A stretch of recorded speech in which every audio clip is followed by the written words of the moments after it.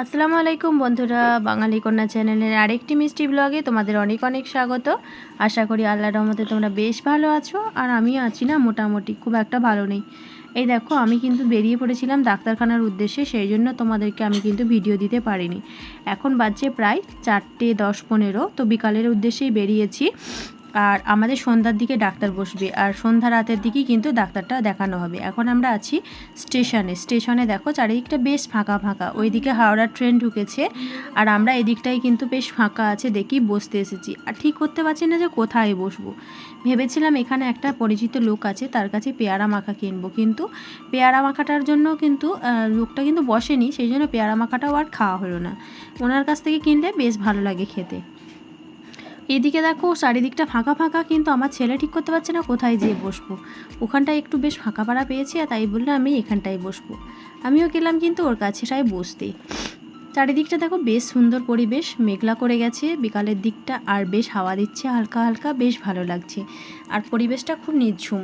আমাদের এখন ট্রেন ঢুকে গেছে, দেখতে পাচ্ছ। ট্রেনে আমরা উঠবো, আমরা কিন্তু যাব আরামবাগ, সেই জন্য ট্রেনটা কিন্তু বেশ ভিড় আছে, জানি না সিট পাবো কি না। তো আশা করছি সিট পাবো, কিছুটা হয়তো খালি হয়ে যাবে, কারণ প্রচণ্ড ভিড় ভিতরে দেখতে পাওয়া যাচ্ছে।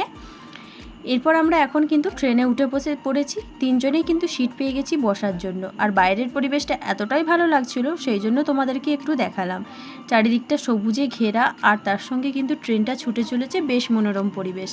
এদিকে দেখো আমার ছেলেটা একটু বসে ঠিক করতে পারছে না ও কীভাবে বসবে, দাঁড়িয়ে দেখবে না বসে বসে দেখবে।